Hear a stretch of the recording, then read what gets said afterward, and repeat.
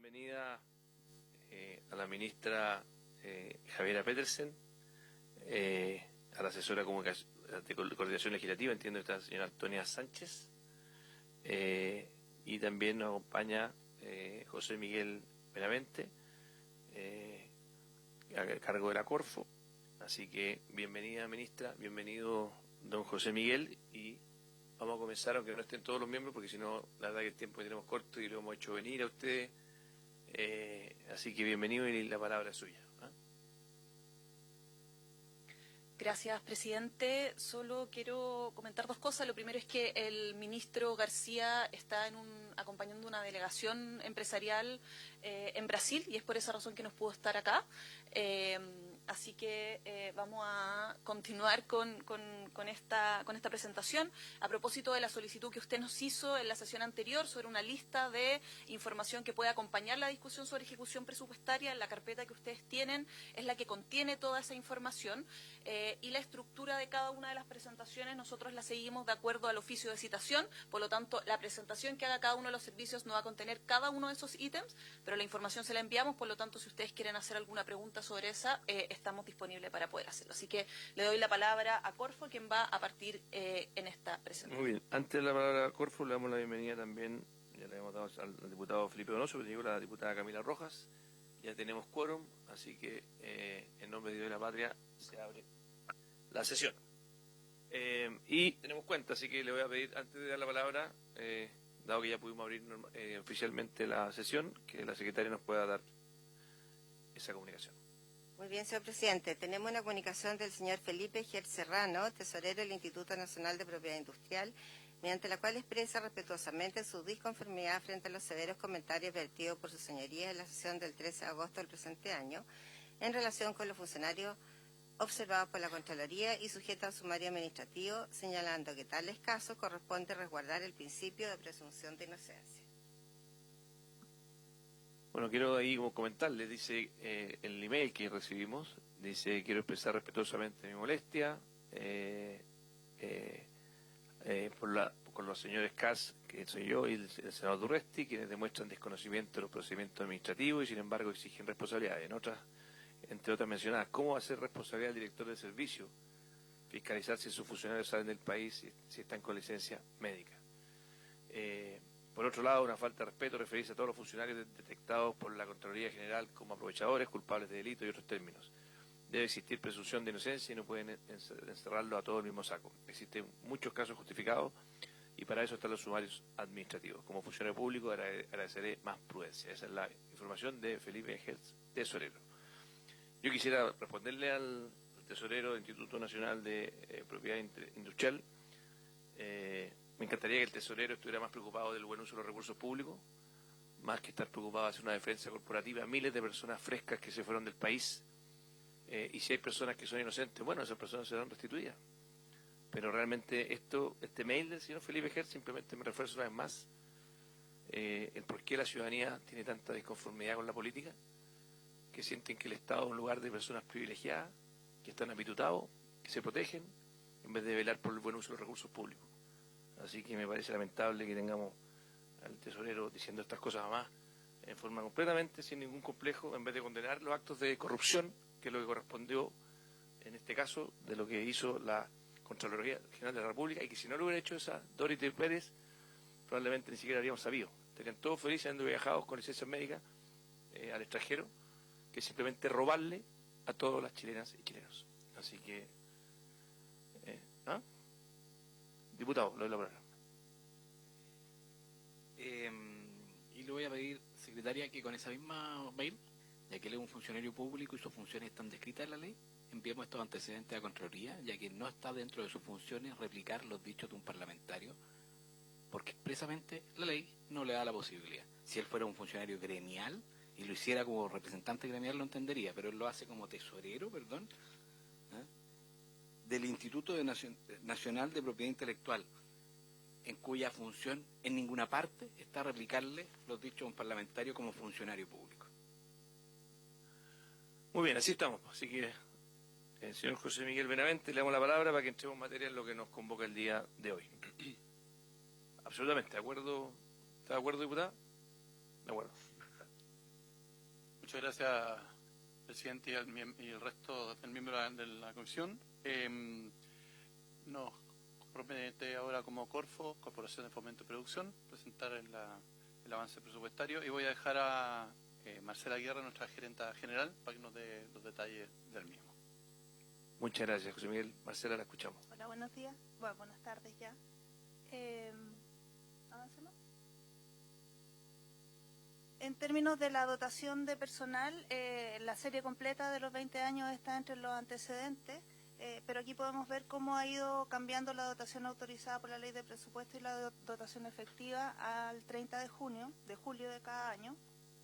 Y el principal cambio se puede visualizar entre el 2022 y 2023 y tiene que ver con dos cosas fundamentales. Una es la creación del programa presupuestario DPS, que otorga foco y genera más recursos para poder ocupar en subsidios con foco asociado a los ingresos extraordinarios del litio, y la asignación de 2 cupos que no fueron todos el mismo 2023, sino que por eso también hay aumentos para el 2024 y el 2025, 2 cupos para cada una de las regiones donde se creó un nuevo Comité de Desarrollo Productivo Regional.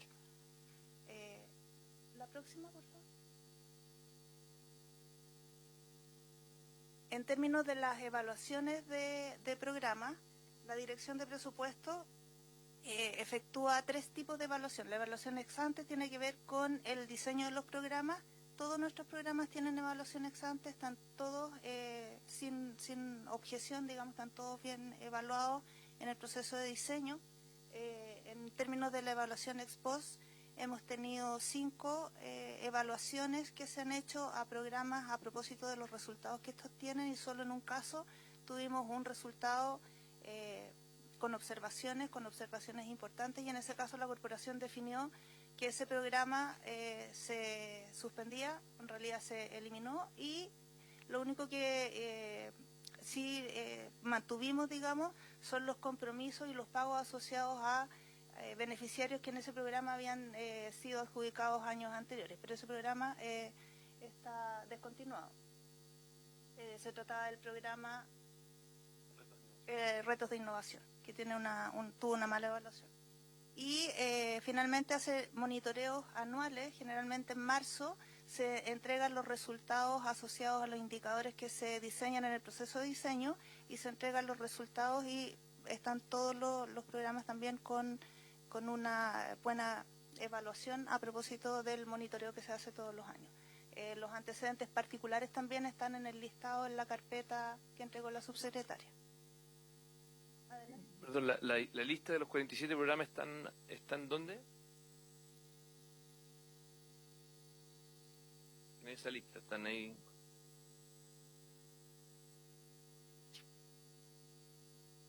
Me he perdido, perdón. ¿Esta?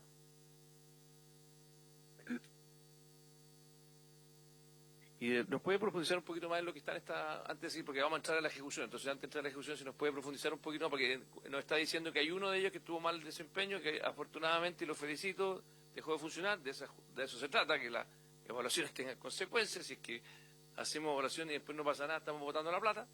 Entonces quisiera saber si el resto de los programas están todos excelentemente evaluados o hay una distribución, si nos puede contar un poco más. No están todos excelentemente evaluados, depende un poco del tipo de evaluación.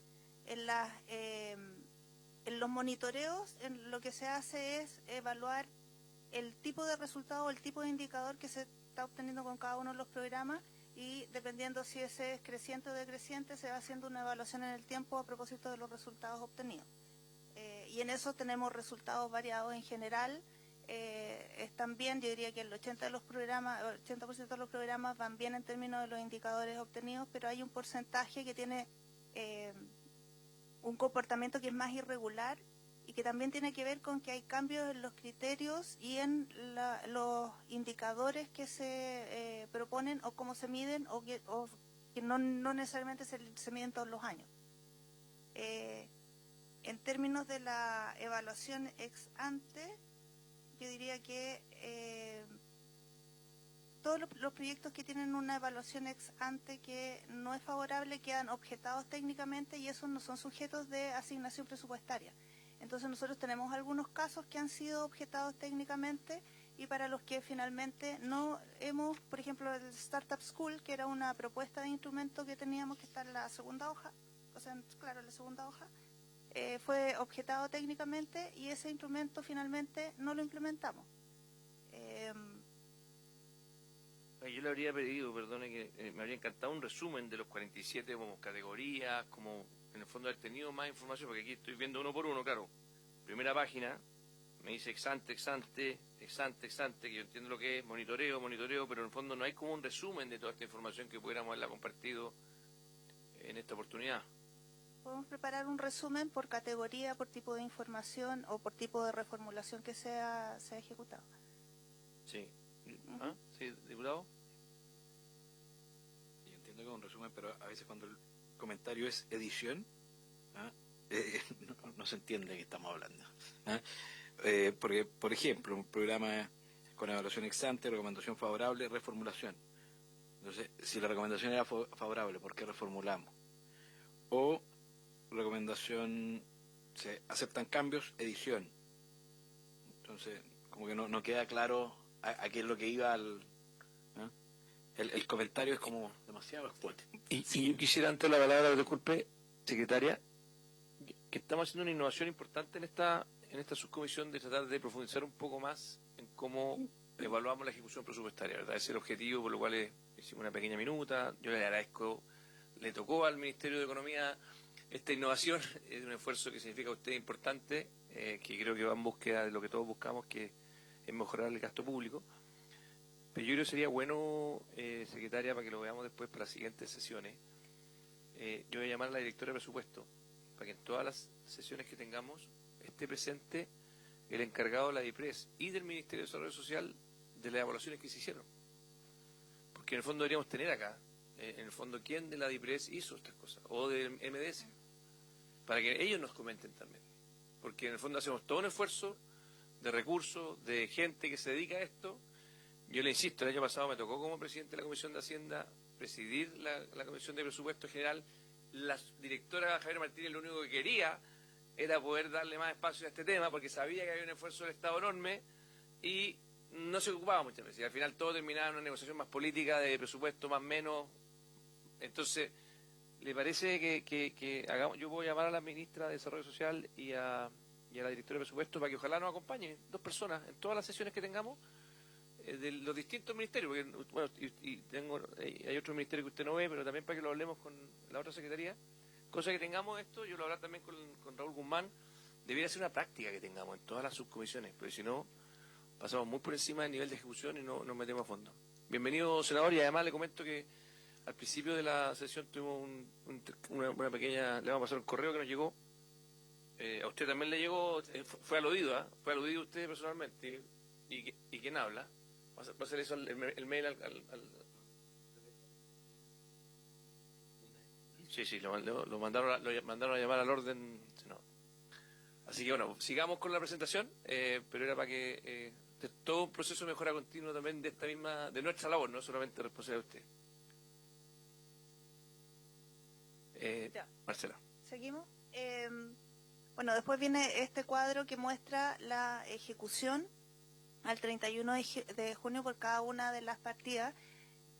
Y aquí, más que ver línea por línea, yo diría que lo interesante tiene que ver con que desde el punto de vista del compromiso que teníamos al 31 de junio, si uno mira solo el GEO, estábamos del orden del 58% de los recursos comprometidos. Eso significa, de todos los recursos de la Corfo comprometidos.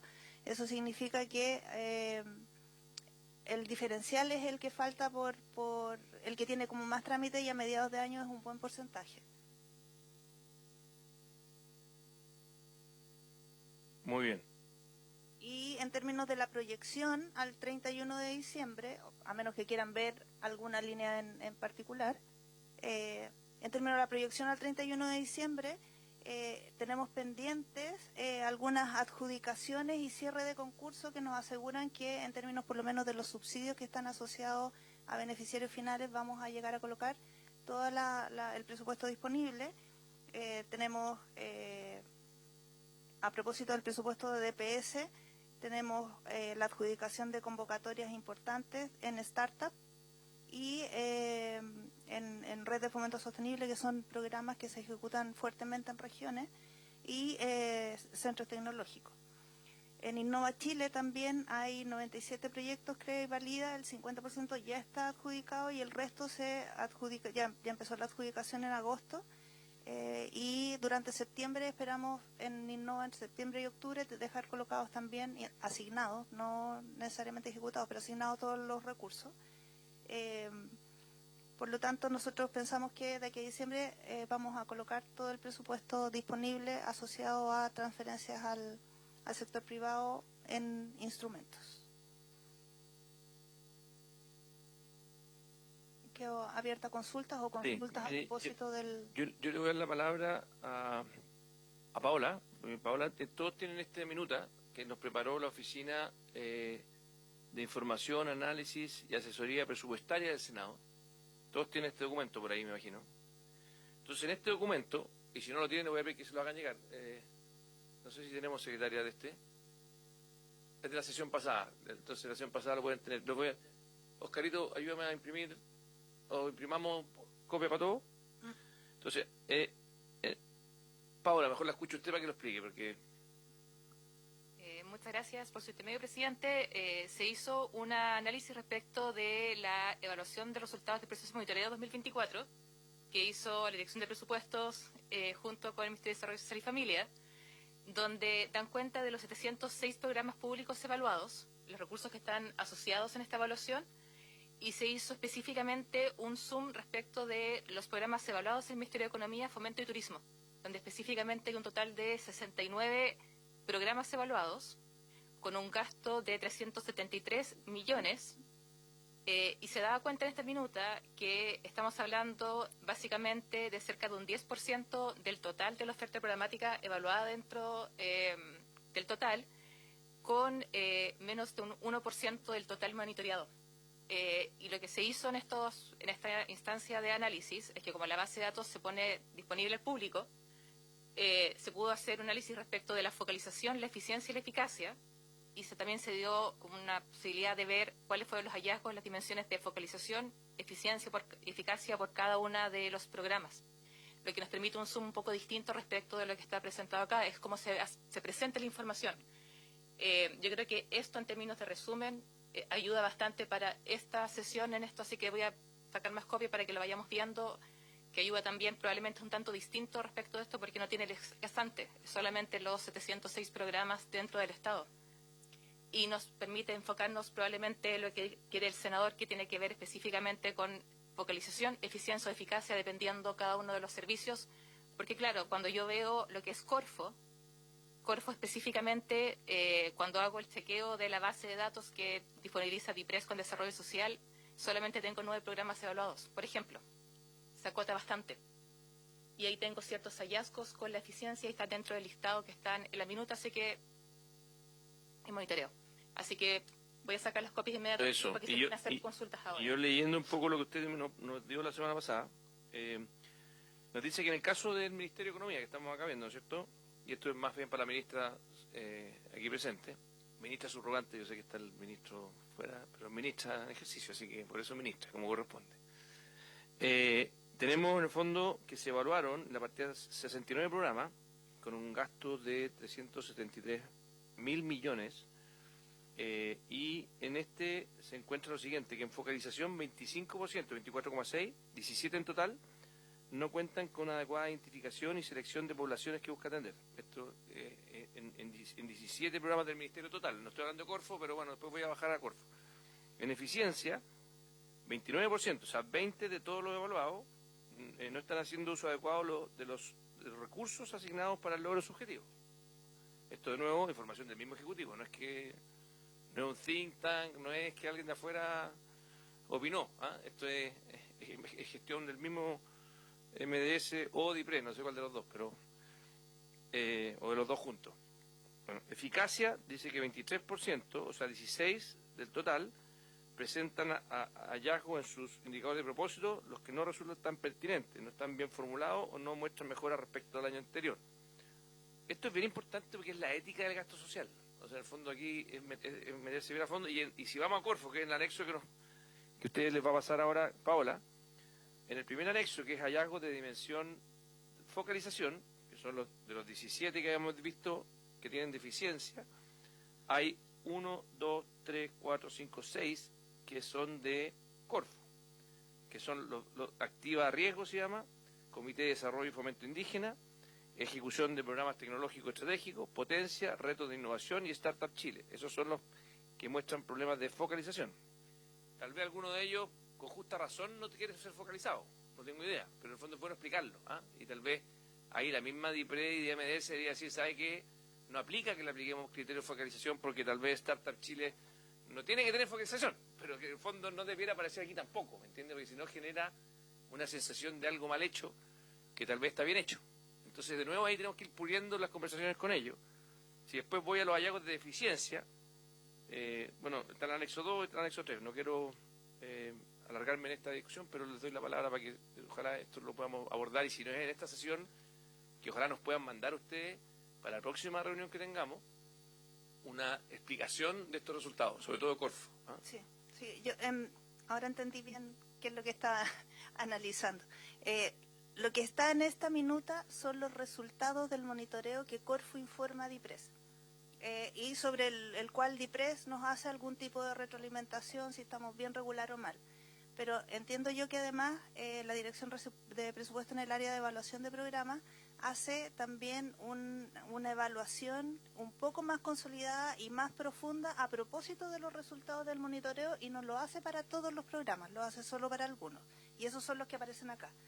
Entonces, cuando algún programa en esta otra evaluación, que también es de monitoreo, tiene algún problema o alguna deficiencia en cualquiera de esas tres dimensiones, las instituciones en general y en particular Corfo toma algunos compromisos de cómo se van a solucionar esos problemas y, bueno, ya eso se le pone en plazo y responsable y qué sé yo, y la DIPRES vuelve a evaluar. Eso no está contenido en la información que está acá en la minuta, la podemos preparar y podemos dar cuenta de los compromisos que hemos tomado y, por ejemplo, el que me acuerdo ahora, porque no me acuerdo exactamente de todo, pero en el Comité Indígena tenía problemas, efectivamente, a propósito del monitoreo se detectaron problemas en el diseño, se corrigió el diseño, volvió ex ante, se aprobó esas observaciones en el ex ante, entonces ahora el 2026 entendería yo que hay que volver a reportar y hay que esperar ahí un par de periodos para que vuelvan a evaluar.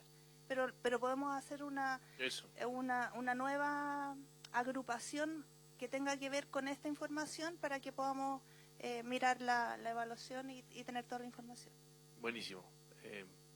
Ofrezco la palabra al colega, o a José Miguel, o a la ministra, sé que quieren profundizar, pero a mí me parece súper pertinente lo que nos ha dicho Marcela, y positivo, que nos pueda, a partir de la tabla que hace la Oficina de Monitoreo de Presupuestos del Senado, que ustedes nos hagan llegar para cada uno, y ojalá, ministra, que nos hagan llegar también de todos los programas del Ministerio, porque aquí estamos con Corfo, pero habían más dentro de las tablitas. ¿Ah? Ministra. Y después el senador Durresti. Gracias, presidente. Sí, solamente efectivamente vamos a enviar esta información, la oferta programática de Corfo y también de Cercotec, en caso alcancemos, que es el último que va a presentar, comprende casi la totalidad de los programas que son evaluados en nuestro ministerio, por lo tanto acá igual estamos viendo una porción bien relevante, pero efectivamente con la información que nos hicieron llegar vamos a hacer este análisis un poco más profundo que pueda acompañar también las discusiones que vienen. Gracias, presidente. Muchísimas gracias, ministra, de senador Durresti. Presidente, saludar a usted, a los invitados. Disculpa lo tarde, estamos sesionando en paralelo con la Comisión de Cultura, viendo la ley de patrimonio, por eso estábamos dando quórum en eso. Quiero referirme brevemente a esta nota que señala don Felipe Andrés Hertz Serrano respecto de lo que nosotros, o lo que me hago cargo de lo que yo he hecho la semana pasada, o antepasada, que he pedido un informe respecto de las 25.000 personas que fueron detectadas por la Contraloría haciendo uso de licencias fuera del país. Yo con esto no ofendo a los funcionarios públicos, tengo la mejor opinión, pero creo que voy a ser permanentemente consistente respecto de la gente que es abusadora. Y eso no es ofender a nadie, presunción de inocencia, soy abogado, pero me parece que la defensa corporativa es brutal. Y el tiempo no puede ser el sinónimo de impunidad para quienes lo han hecho mal. Y por lo mismo me llama la atención que acá el Ministerio, la Corporación de Fomento de la Producción, que tiene 47 casos detectados de 813 funcionarios, no hay ningún número de funcionarios sumariados por este proceso, no están resueltos. Hay una instrucción del ministro de Hacienda, el ministro Marcel, que dio expresa un plazo, y me gustaría saber si ese plazo se está cumpliendo. Y esto, para que nadie se sienta aludido, no lo hago en referencia con nombre y apellido con nadie. Cumplimiento de la normativa. Y por eso pedí que en cada una de los servicios que vengan acá nos informen. Entiendo, y seguramente habrá de esos 25.000 un número relevante de gente, y nos han informado así, con el debido resguardo de por qué la licencia, en que puede haber perfectamente unas situaciones de índole familiar, humana, logística, pero cuando en la generalidad se pretende esconder a funcionarios que han hecho abuso de esto, yo no lo voy a permitir. Yo creo en el Estado y lo he defendido. Y estas personas le hacen doblemente mal al Estado, porque so pretexto de eso abusan, y abusan de sus colegas que hacen la pega, abusan de un sistema de salud y abusan de una serie de sistemas. Y esto claro que tiene responsabilidad las jefaturas, pues. Las jefaturas no tienen que ver si viajan o no, pero se enteran cuando hoy día mucha gente, incluso con la impunidad, publican su foto en una playa mientras están con una terrible licencia médica en una playa. Y en eso no se trata de ser, pero es deber, y allí la usted, subsecretaria, es obligación de velar por el funcionamiento y cruzar la información. Acá no estamos pidiendo hacer un servicio de investigación o de inteligencia. Es saber que el funcionario que se ausenta permanentemente y publica fotos en una playa, yo creo que le hace muy mal estado, y al menos me identifico, hablo por mí. A mí eso me irrita, me deja desolado, porque quienes creemos en el fortalecimiento del sector público, esto le hace muy mal. Y quiero señalar eso, no sé qué acuerdo habrán tomado, pero pregunta concreto, ya que estamos viendo Corfo, ¿qué es lo que pasa con estos 47 casos? ¿Cuáles son los tiempos? Los tiempos que señaló el ministro el ministro de Hacienda o el ministro Marcel con esa inducción, y que la propia Contraloría, si están cumplidos. Porque el plazo del tiempo corre en contra de la celeridad y en definitiva identificar y también preguntar si hay jefaturas. Creo que había un director regional que en algunos servicios estaba, pero ¿qué grado es? ¿Qué grado es si hay gente de confianza? Eso es lo primario. En segundo lugar, respecto de programas. Acá se señalan en los hallazgos de dimensiones de focalización 6 proyectos: Activa Riesgo, Comité de Desarrollo y Fomento Indígena, Ejecución de Programas Tecnológicos, Estratégico, Potencia, Retos de Innovación, Startup Chile. Yo tengo una preocupación de Corfo, que creo que es una tremenda institución que ha hecho miles de cosas, pero ustedes están diversificados en decenas de programas donde creo que hay poco control y donde creo que hay mala ejecución de gasto. Entonces, a mí me gustaría tener más información, principalmente en el Activa Riego. ¿Quién es el listado de los proyectos? Lo mismo respecto a los Startup Chile. ¿Cuál es el criterio de selección de esos startups? Me imagino que todos ustedes tienen declaraciones de intereses y patrimonio. Se le pide también, pregunta por su intermedio, presidente, los destinatarios de los startups tienen declaración de intereses y patrimonio al efecto de postular, y ustedes tienen referencia a eso, que no hay conflictos de interés. Pregunta. Y tercero, me interesa particularmente algo que le agradezco al ministro Grau, que lo conversamos en extenso en su condición de ministro de Economía, y lo pudimos conversar ahora, el proyecto de la Política Nacional de Construcción Naval, que creo que es una política muy buena, que ha tomado razón la Contraloría respecto del Comité Ejecutivo y la Política Nacional de Construcción Naval. Tenemos ya el decreto de la Contraloría para el funcionamiento, y viene un calendario de información. ¿Cuál es la labor de Corfo ahí? ¿Cuál es el funcionamiento? Lo digo por ser senador de Valdivia. Hemos visto en el último tiempo ir al director de Corfo, a usted, nadie se enteró, al menos no fuimos invitados como parlamentarios a las reuniones que usted sostiene. Yo se lo agradecería que, siendo senador de la República, integrante de esta comisión, y que inviten, que no vaya en la clandestinidad. La ministra de Defensa estuvo en estos días también con muy poca información, sin trabajar con los trabajadores. Creo que nuestro gobierno debería tener una preocupación importante de los trabajadores que no fueron invitados. Y economía. Entonces creo que es una política que estoy absolutamente, creo que es un tremendo logro transversal y lo conversábamos con el ministro, pero creo que hay demasiados actores.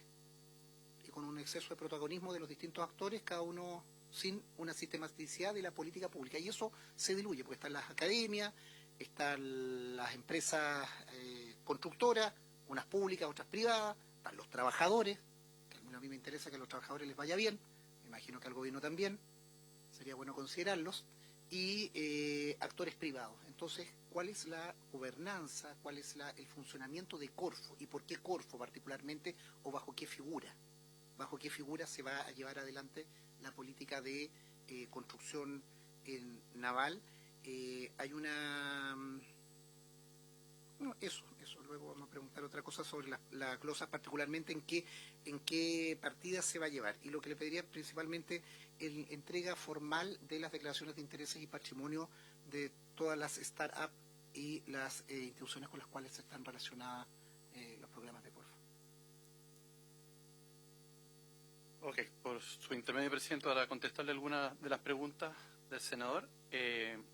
Voy a partir por el tema de la política de construcción naval. Efectivamente, una política de esta administración firmada por el presidente y varios ministros, en la cual en el último de las propuestas está la creación de lo que técnicamente se llama un comité Corfo. El comité Corfo es una institución bajo la ley de la Corfo que busca solucionar problemas de coordinación entre el mundo público en sus distintos ámbitos para tratar de sacar una iniciativa, en este caso la de construcción naval, porque están involucrados muchos ministerios. Como parte constitutiva de ese comité tiene que haber un primus inter pares, es decir, un ministro en el cual es el responsable y líder de esta comisión, que en este caso particular es la ministra de Defensa. El ministro de Defensa, principalmente porque la ley de construcción, la política de construcción naval, principalmente entre sus motivos principales está que a partir de ahora, como una propuesta de compromiso, que toda la construcción de los barcos de guerra sean hechos en Chile. Como consecuencia de eso, esto tiene un encadenamiento productivo en muchos sectores, y el senador tiene toda la razón. Hay ciertos hubs o lugares que tienen un gran potencial porque actualmente se construye en este tipo de manufactura. Uno de ellos la zona, obviamente, de Biobío, en particular los astilleros ASMAR. Otros son un conjunto de astilleros que están en la zona del Calle, que es ASINAF, quizás la empresa más grande de ella, y otras también capacidades que existen en otros lados, incluido Valparaíso y Punta Arenas. Lo que hace este comité es coordinar el esfuerzo público junto también con el privado para sacar adelante este tipo de iniciativas. Y este comité ya fue formado, esto se llevó al Consejo de la Corfo, donde está compuesto por varios ministros, y fue aprobado con financiamiento nuestro, que está dentro de las líneas presupuestarias, justamente la conformación de este comité.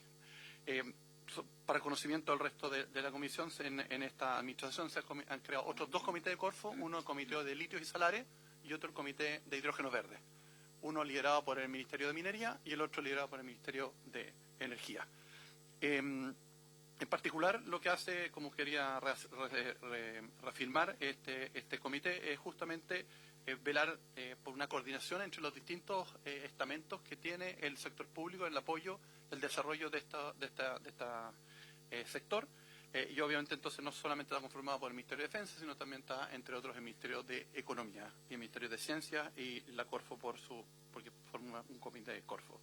Es que tiene una secretaría ejecutiva y que principalmente saca adelante un sinnúmero de iniciativas que se hacen tanto dentro del Ministerio de Defensa como en el Ministerio de Economía y otras instituciones.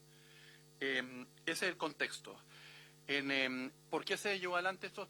Está explícito en la política de no solamente tener una autonomía en la construcción de este tipo de naves, sino que tenemos la evidencia de otros países, principalmente países como Corea y Escocia, en los cuales el desarrollo de este sector generó enormes impactos en el encadenamiento productivo, sobre todo en empleo, desarrollo tecnológico y además, desde el punto de vista geopolítico, una independencia desde el punto de vista del desarrollo de este tipo de embarcaciones. Parte del objetivo que tiene este comité no solamente tiene que ver con la construcción naval en el sentido más de defensa, sino también por muchos transbordadores que se utilizan en la zona sur del país, en el cual también hay competencias bastante demostradas ya de ventajas que tiene Chile para ese tipo de actividades. Como consecuencia de ese trabajo, obviamente la Corfo hace un sinnúmero de vinculaciones en el territorio con las distintas instituciones. Participamos incluso con el presidente en el lanzamiento de algunas, por ejemplo, en este caso era ¿cómo que se llama? El rompehielos Almirante Biel. También después también el lanzamiento de una nueva institución, en este caso una embarcación en Asmar, etcétera. Y el trabajo que hemos venido haciendo es justamente coordinar junto con el mundo privado, ¿no es cierto?, el desarrollo de esto, donde obviamente los astilleros de Valdivia han sido tremendamente importantes. En ese contexto, efectivamente, para ir al punto que mencionaba por su intermedio presidente senador, hemos tenido visitas en varias regiones, visitas que han sido todas obviamente anunciadas. Generalmente en mi labor como Corfo trato de no participar dentro de la clandestinidad, así que generalmente lo hago mostrando obviamente pues con conocimiento de todas mis actividades, y obviamente se notifican, se envían invitaciones a cada uno de los autoridades políticas, ¿no es cierto?, públicas y privadas en cada una de ellas. Lamento por su intermedio, presidente, que no le haya llegado quizá la invitación. Voy a verificar que efectivamente haya sido de esa manera, porque efectivamente usted tiene razón, porque eso es necesario para fortalecer el trabajo que se hace en el territorio. También, que creo que son importantes, sindicatos constituidos. La ministra de Defensa estuvo esta semana, no se invitó a los trabajadores, no sé si cuando usted fue al sindicato oficialmente. Somos un gobierno progresista por su intermedio. Y creo que los trabajadores están en el centro de la preocupación. Quisiera reafirmar el punto porque creo que el senador tiene mucha razón. Una de las características que tiene este sector es que más del 30% de los gastos que se hacen en la construcción de una nave son asociados a mano de obra. Por ejemplo, de un caso particular que el senador mencionaba, en el astillero se está construyendo en Valdivia en este momento el segundo buque que va a la Antártica, y de los $80 millones del costo, más de 25 millones son en empleo. Por lo tanto, tiene toda la razón, y por lo tanto eso ha sido la justificación de que asociaciones gremiales de trabajadores están incorporadas dentro del comité de Corfo de construccional. Pero muy bien. Lo vamos a invitar. Pero no sé si voy al... Sí, vamos terminando, que ahora tenemos más invitados para que... Sí, y el punto con respecto a los funcionarios, efectivamente tenemos está en el resumen ahí de los sumarios. Nosotros fuimos informados de 40 de ellos, en los cuales asociados no solamente la información actualizada de los que estaban en los casos de los viajes, sino también aquellos que estaban asociados a los casinos. De esos 40 funcionarios vigentes hay 30, hay algunos obviamente no estaban... Quisiera adelantar que incluso algunos de ellos fallecieron en el intertanto, y solamente para ser un motivo, un tema de preocupación. Se han instruido, por lo tanto, 30 sumarios. Esos sumarios, en el fondo, 20 ya están concluidos. Por el debido secreto, obviamente, yo no estoy en conocimiento del resultado de ellos. Solamente 4 de ellos fueron enviados a la Contraloría, de los cuales sí puedo dar cuenta. Solamente en resumen de esos 4, 2 de ellos efectivamente eran gente que estaban de viaje, y en el momento que llegaron a Chile tomaron la licencia, por lo tanto, para efectos prácticos quedaron registrados como un caso de llegada de vacaciones y en el mismo tomado por situación de enfermedad, tomar la licencia.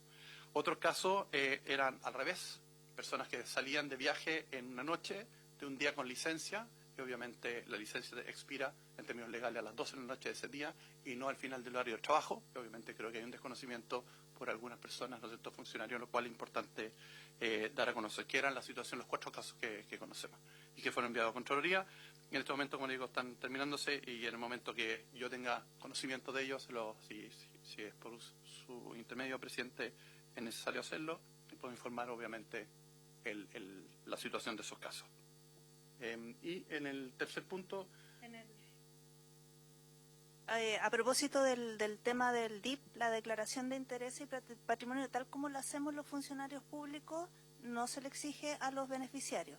Lo que sí hacemos es que en el marco del proceso de evaluación se evalúa, se piden todos los antecedentes legales de los beneficiarios, y se evalúa si hay algún tipo de incompatibilidad asociada, por ejemplo, que le presten servicio a la corporación, o que haya algún grado de parentesco entre el beneficiario que está postulando y alguien que esté en el consejo decisor.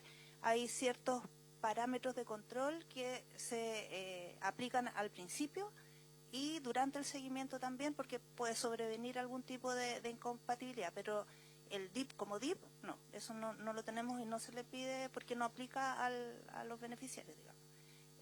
Y lo otro que también en lo que tenemos harto cuidado, la mayoría de las asignaciones que hace la Corfo son a través de consejos público-privados, y en esos casos hemos hecho un esfuerzo bien importante en términos de sociabilizar y pedir además que refrenden por escrito que los consejeros que están asignando no tienen conflicto de intereses cuando ingresan, pero también en el minuto en que se pudiera sobrevenir algún conflicto de intereses, o se abstengan o tienen que salir del comité, y en eso también estamos haciendo monitoreo permanente para evitar este tipo de cosas.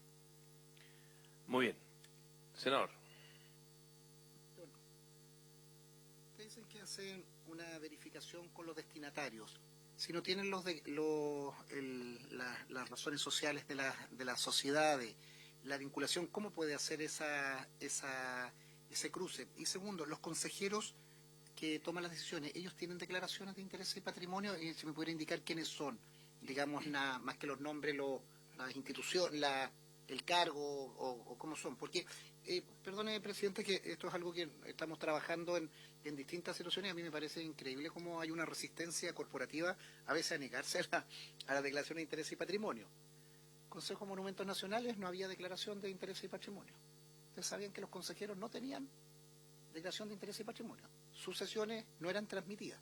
Tuvimos que hacer una ley, una moción parlamentaria, con oposición del Ejecutivo, para que sean transmitidas y tengan declaración de interés en los consejeros del Consejo de Monumentos Nacionales. Entonces, a mí me parece increíble que siempre hay cuando hay asignación de recursos, uno tiene que seguir la ruta del dinero y del conflicto. Y el conflicto es, primero, los consejeros, quiénes son y si tienen ellos declaraciones. Por su intermedio usted bien señala que efectivamente los privados no le podemos pedir, no aplica la DIP porque además no sabemos si van a ser asignatarios o no asignatarios. Pero una vez siendo asignatarios, ¿cómo nosotros verificamos que efectivamente esa persona no tenga una vinculación por sus intereses y patrimonio, aunque no lo declare porque obviamente están privados, con la institución que está asignando importantes recursos? Entonces, a mí me gustaría entender el ciclo, y por eso lo que les pido formalmente que nos hagan entrega de todas las empresas, de todas las startups que se han creado, y que me indiquen los consejeros, quiénes son los consejeros que tienen la asignación, que participan en la asignación, y si ellos tienen DIP.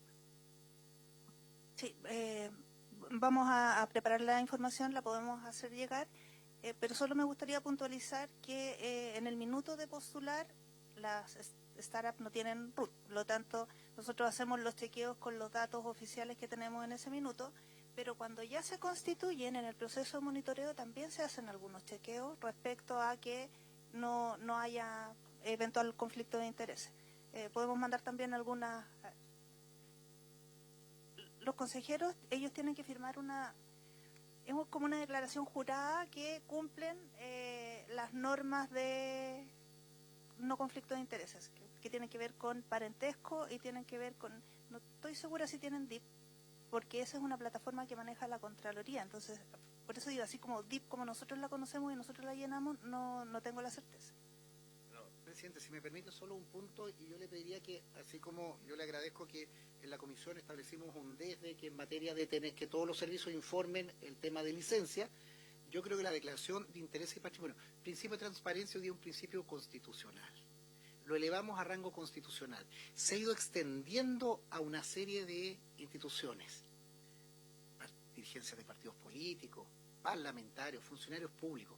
Pero a mí me sorprende que en el proceso de modernización y cuidado de los recursos públicos, aquellas personas que tienen una alta exposición por la asignación, tener que tomar una decisión, siempre es en desmedro de alguien, concurso, puntos más, puntos menos, características puntuales, tengamos este eufemismo de la declaración jurada. Eso es una antiguaya, digamos, en términos de la administración. No es verificable. ¿qué es lo que tenemos con el sistema de la declaración de intereses y patrimonio? Que es una unidad igual para todos y te permite efectivamente jugar en el contraste.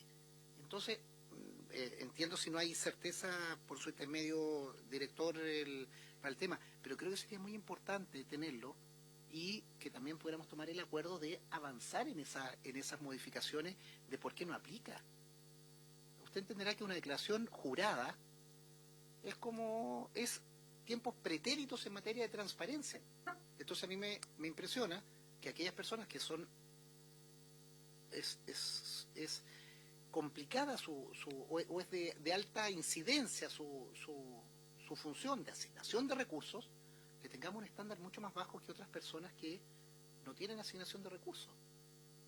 Solo le pediría eso, que nos pudieran aclarar y quiénes son. Me gustaría que nos pudiera entregar el listado.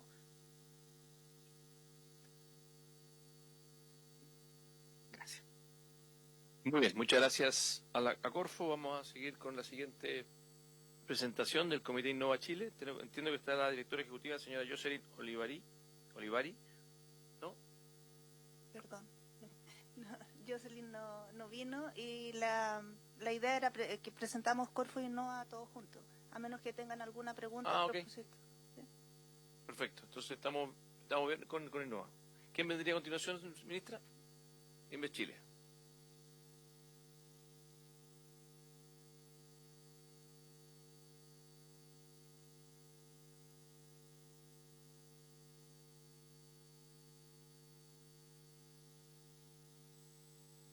¿Está el señor Juan Pablo Candia? Perfecto. ¿Lo acompaña alguien más? Francisco Puente, perfecto. Lo escuchamos, don Juan Pablo. Muchas gracias, señor presidente. Por su intermedio, doy inicio a la presentación de la Agencia de Promoción de la Inversión Extranjera, que tenemos como único mandato promover y fomentar la inversión extranjera acá en el país. En esta slide, por lo que pueden ver, es la dotación autorizada y efectiva que tenemos hoy en día. Tenemos una dotación autorizada en la ley de presupuesto de 56 personas en el 2025 y al 31 de julio contábamos con los cupos hasta 50. Ahora si llevamos los datos a agosto, hemos cerrado 3 concursos y por lo tanto tendríamos una dotación efectiva de 53 personas. Y estamos en proceso de cierre de 2 más. Estaríamos llegando a fin de año ya casi con una dotación completa de 55 funcionarios. En la siguiente slide vemos la ejecución presupuestaria. Destacar que llevamos una ejecución del 50%. Bueno, como me refería, nuestro gasto personal, el 21, se encuentra en línea, digamos, con la dotación que hemos cubierto, que es casi la totalidad de la institución.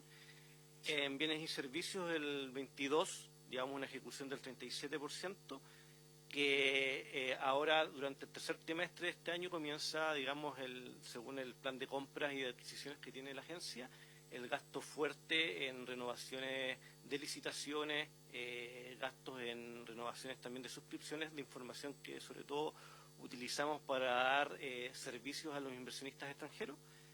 Y también destaca, bueno, en transferencias corrientes, que tiene que ver con el convenio que tenemos con ProChile, con el cual podemos financiar nuestros agregados en el exterior, que son 3 a través de este convenio. Además tenemos 4 agregados que son presidenciales, pero que también a través de este convenio ejecutamos algunos gastos operativos de la totalidad de los agregados.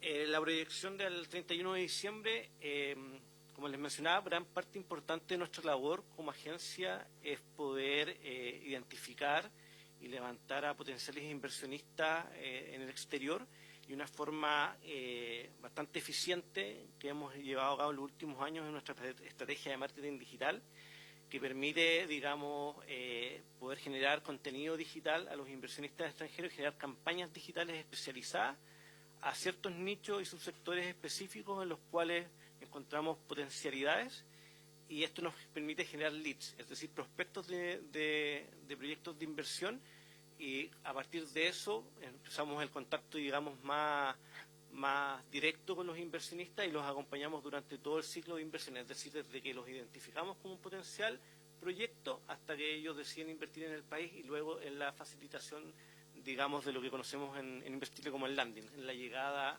al país, con el inicio de las operaciones y sus posibles proyectos de expansión. También, bueno, viene la continuidad operacional de las 7 agregadurías que mencioné, en los cuales esos incluyen eventos, también participaciones a seminarios, a encuentros de negocios en los distintos mercados en los cuales se encuentran los agregados, el desarrollo del plan comercial. También viene a ejecutarse en lo que viene del 2025.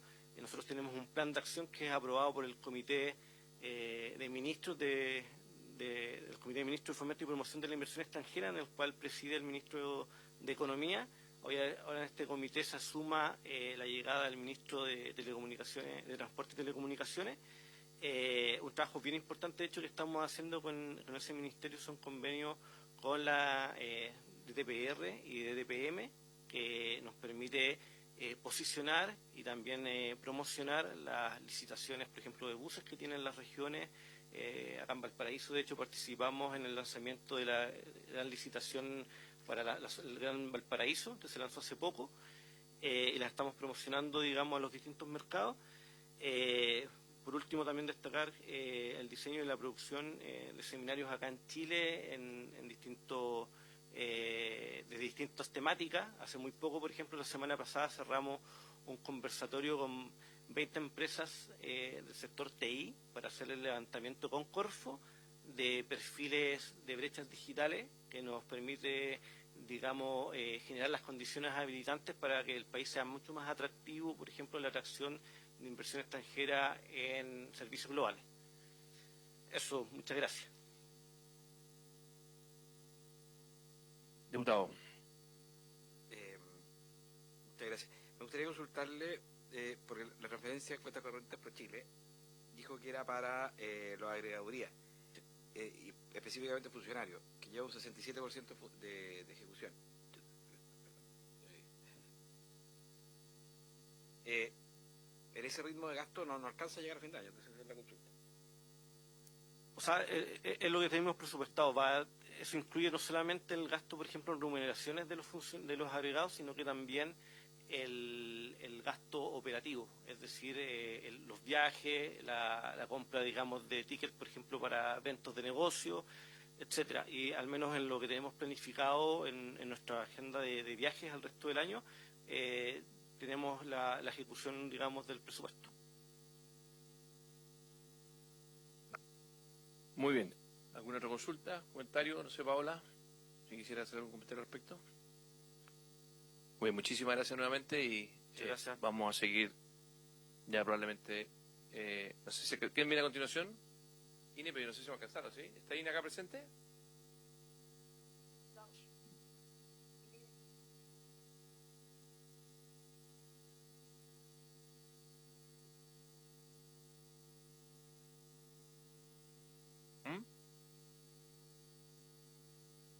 Pero con Ine no sé si alcanzamos los dos. ¿Ah? ¿Puede alcanzar los dos? Bien, avancemos con Ine entonces. Le voy a pedir a los colegas que podamos extender 10 minutos. Bienvenido.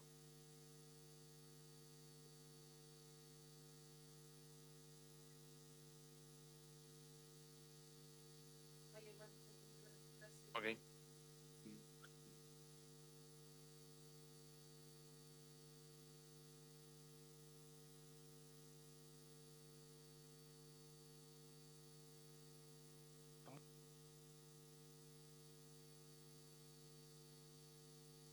Buenas Muy bien, tardes, director.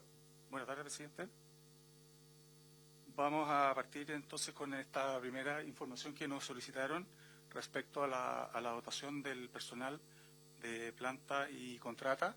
Nosotros tenemos dos programas en esta lámina. Uno es el programa habitual, que es el programa 01, que son los productos habituales del INE, que en estos últimos 5 años ha tenido una dotación bastante estable, y los cambios, en particular, cuando han habido algunos aumentos, han sido producto de traspaso de funcionarios que estaban a honorarios, y hay un régimen que les permite pasar a planta y contrata. pero en general no ha sido otra causa el cambio de un año a otro. Y hay una serie bastante más larga que también pusimos a su disposición de los últimos 20 años, y ahí también hay otras explicaciones, pero en particular en esta lámina ese es el motivo.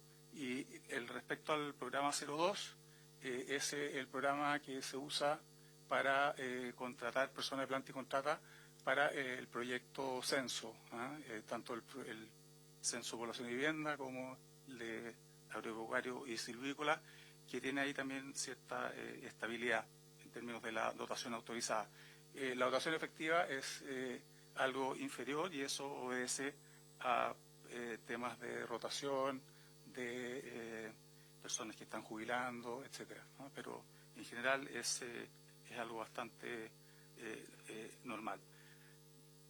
Luego había una solicitud para referirnos al tema de las licencias médicas. Ahí hay información que también se entregó. Nosotros tenemos aquí una tabla de resumen donde tenemos en total 111 casos informados, y que eso estaba referido a 70 funcionarios en su momento cuando fueron informados por la Contraloría. De esos 70 funcionarios, hay al momento de llegar a la información de Contraloría solamente habían 52 funcionarios en el servicio. Y de estos 52 funcionarios, hay 14 funcionarios que habían visitado casinos estando con licencia, y 40 funcionarios habían viajado al exterior. Hay sí 2 personas que hicieron las dos hechos, digamos, fueron a casinos y viajaron al exterior, por eso son 54 sumarios y solamente 52 funcionarios. Hay sí un interés de hacer esto de la forma más acelerada posible.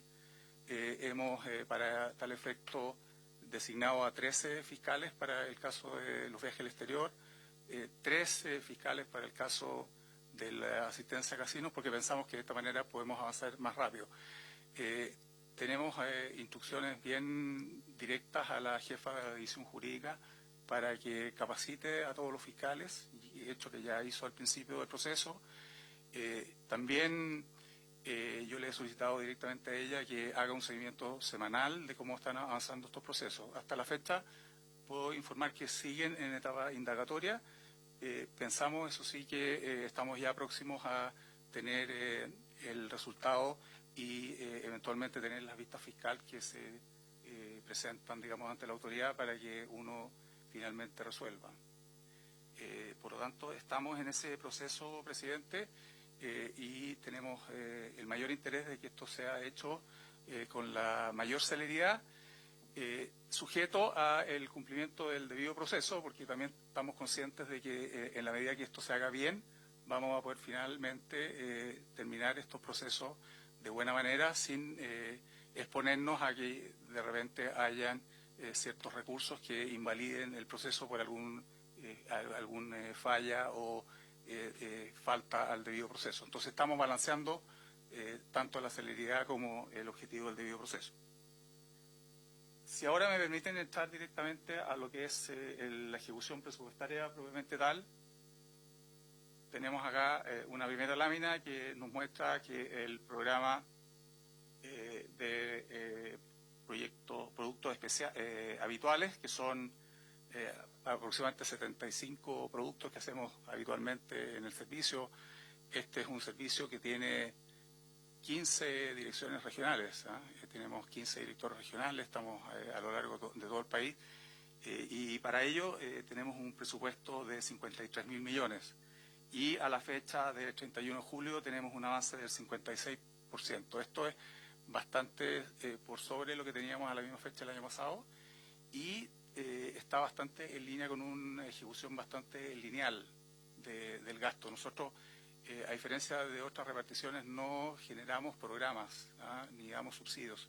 Es simplemente ejecución de trabajo habitual. Entonces está bastante linealizado, y en ese respecto 56% está bastante en línea con lo que deberíamos llevar a esta fecha. El gasto en personal es un 56%, 8% del presupuesto del año, y es el gran ítem, digamos, de gasto del servicio. 85% de todo el gasto se va a personas. Luego está el gasto en materia de bienes y servicios, que es alrededor de un 15%, y luego tenemos adquisición de activos no financieros. Esto está bastante en línea con lo que uno espera, y estamos bastante tranquilos de que vamos a poder ejecutar bien el presupuesto este año. En términos de la proyección a diciembre de este año, informar que para este segundo semestre vamos a comenzar una prueba piloto para la encuesta de presupuestos familiares que vamos a aplicar el próximo año 26 a 2027. Es una encuesta que se aplica desde octubre del 26 a septiembre del 27 y tiene por objetivo levantar una estructura de gasto que nos permita calcular la nueva base de precios del IPC, que es un compromiso que tenemos de actualizar el IPC, la canasta del IPC cada 5 años. Entonces correspondió cambiarlo al 23, ahora lo tenemos que cambiar al 28. Y estamos haciendo una encuesta piloto que comienza el último trimestre de este año. Tenemos que levantar también en esta última parte del año la encuesta suplementaria de ingresos correspondiente al 2025, que es una encuesta que se hace junto con la encuesta nacional de empleo, y todo lo que es la continuidad operativa de los productos habituales del INE. En materia de publicaciones, tenemos que publicar todos los indicadores habituales. Acabamos de publicar la encuesta suplementaria de ingresos a principios del mes pasado, y nos queda por publicar el anuario de estadísticas culturales. Pasando al siguiente programa, que es el programa de censos. Como ustedes saben, el censo se levantó el año pasado, y este año el presupuesto está destinado para hacer todo el trabajo de preparación de resultados, difusión y entrega de bases de datos durante el año. Entonces tenemos un 61% ya ejecutado del presupuesto, que son 3.400 millones. En personas tenemos un 64%, está bastante en línea con lo que se espera para un proyecto de este tipo. Bienes y servicios, 55%, activos financieros, un gasto muy menor, de 36%. Y los productos proyectados para fin de año, el primer semestre ya dimos a conocer todos los resultados del censo, hicimos 4 entregas de marzo a junio. Entonces los resultados agregados del cuestionario censal ya se fueron entregados al país, y lo que estamos trabajando ahora es todo lo que se trata en materia de procesamiento y diseminación de resultados de lo que son las bases de datos micro, o sea, entregarle el detalle de todos los resultados. Además estamos trabajando en preparar lo que es la cartografía censal, notas técnicas para explicar cómo se indeterminan los datos, porque cuando se publican en términos detallados hay que estar seguros de que se resguarda el secreto estadístico. Estamos preparando documentos de síntesis para los resultados del censo, y algo muy importante, estamos capacitando a todas las municipalidades para el uso de los datos. Ellos son grandes usuarios de información a nivel de manzanas y de comunas. Y además estamos ya comenzando a hacer la planificación intercensal, preparándonos ya para el censo de la ronda de los 30. Y por último, el programa 03, que este es un programa que resume lo que son los encargos que distintas entidades públicas le hacen al INE. Entonces, en este globo tenemos 6.900 millones de pesos con una ejecución del 33%, pero esto da cuenta de la estacionalidad que tienen muchos de los proyectos. Por ejemplo, este segundo semestre tenemos que levantar el principal encargo que nos hacen autoridades externas, que es la ENUSC, que es una parte importante de estos 6.000 millones, es la encuesta de seguridad ciudadana que se levanta el segundo semestre. Tenemos también encuestas, por ejemplo, del Ministerio de Economía, que es la encuesta de microemprendimiento, la encuesta de ciencia y investigación y desarrollo, la encuesta de diversidades, que está hoy día siendo levantada hasta septiembre, digamos, partió el mes pasado hasta fines de septiembre. En definitiva, el 33% es básicamente estacionalidad y son recursos que terceros nos encargan, digamos, para hacer encuestas. Y finalmente, la proyección de aquí a fin de año, tenemos, como ya dije, que levantar la encuesta de seguridad ciudadana entre el 7... estos son los resultados que publicamos el 7 de julio del año pasado. Tenemos que levantarla del 25 en agosto a diciembre. La encuesta de gasto personal y en investigación y desarrollo, que también publicamos hace poco, y la encuesta de participación cultural, que también fue entregada el mes pasado junto con la ministra de la Cultura. Y en materia de producción estadística tenemos LENUS, la encuesta nacional agropecuaria, que estamos empezando a levantar ahora en septiembre, a raíz del nuevo censo agropecuario silvícola que se realizó el 2021. Estamos con esa base ya levantando las encuestas agropecuarias intercensales. Estamos levantando, como decía antes, la encuesta de diversidades sexuales entre julio y septiembre, que es una encuesta que nos encargó el Ministerio de Economía. Y estamos entre mayo y agosto levantando la encuesta de microemprendimiento del Ministerio de Economía. Así que esa es básicamente el resumen de las tareas del INE, presidente. Gracias, director del INE. Yo no puedo alargarnos mucho más, pero sí creo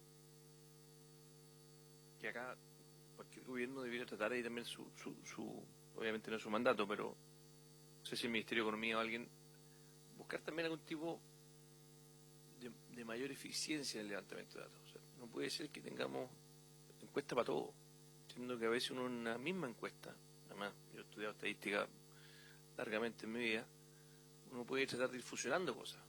O sea, ¿por qué tengo que tener una encuesta de A, B, C y distintas encuestas con distintos equipos, siendo que uno eficientemente podría tener una encuesta al año donde vea muchas cosas? Entonces creo que aquí también se ve una vez más la ineficiencia del Estado en los compartimientos estancos. Yo una pregunta a mucha gente, si le preguntaran en la calle, ¿usted quiere que se financien todas estas encuestas? Dicen, tal vez no. Entonces hay algunas que son muy necesarias, por supuesto, pero créame, yo soy de las personas que cree que las estadísticas son fundamentales. Además estoy muy molesto que hayan dilatado la entrega de los resultados de la encuesta CACEN. No sé si lo hicieron por motivos electorales, por motivos de otro tipo. Se da una explicación de que la Comisión de Pobreza, por los cambios de pobreza, prefieren entregar los datos al final, después de que termine el gobierno. Pero le dan las cosas que podrían entregar a los indicadores que no tienen cambios, porque aquí hay indicadores que quieren cambiar, la Comisión de Pobreza, pero los históricos están ahí. No hay que hacer absolutamente nada. Se ha chuteado. Que es conveniente, parece, antes de elecciones presidenciales o parlamentarias, no tocar el tema. Entonces, yo le digo, hemos tenido largas conversaciones, yo soy un gran persona que cree que el INE debe tener más autonomía. En su minuto, cuando estuve como presidente de la Comisión de Hacienda, de los proyectos que tenía fe que pudiéramos sacar, finalmente no pudimos avanzar como quisiéramos. Pero creo que aquí hay un espacio de mejora de nuevo de la eficiencia del Estado, de poder efectivamente tener algo más simplificado. Me acuerdo que conversamos con usted una vez, de quien tengo la mejor opinión, de cómo muchas veces el INE termina molestando a muchos emprendedores con cuestionarios interminables de consulta, que son obligatorios, son mandatorios por ley que las empresas tengan que responder, que no tienen que ver con impuestos, no tienen, simplemente obligados a contestarme cuestionarios que a veces se hacen una y otra vez. Entonces, y usted me dijo, y le creo, no tengo por qué no creerle, no me da el tiempo de meterme en los detalles, pero le creo que la han ido simplificando, no agobiando un emprendedor que además por ley tiene que responder cuestionarios interminables. Entonces, el pobre emprendedor está preocupado de llegar a fin de mes para que no quebrar, y le llegan unas obligaciones que al final son pseudoimpuestos, porque tiene que dedicar gente, tiempo, una carga más. Entonces, pero bueno, se nos acabó el tiempo hoy día, pero eso es inquietud que aprovecho de comentar en este concepto. Así que le doy para que cierre y ya nos pasamos a la hora.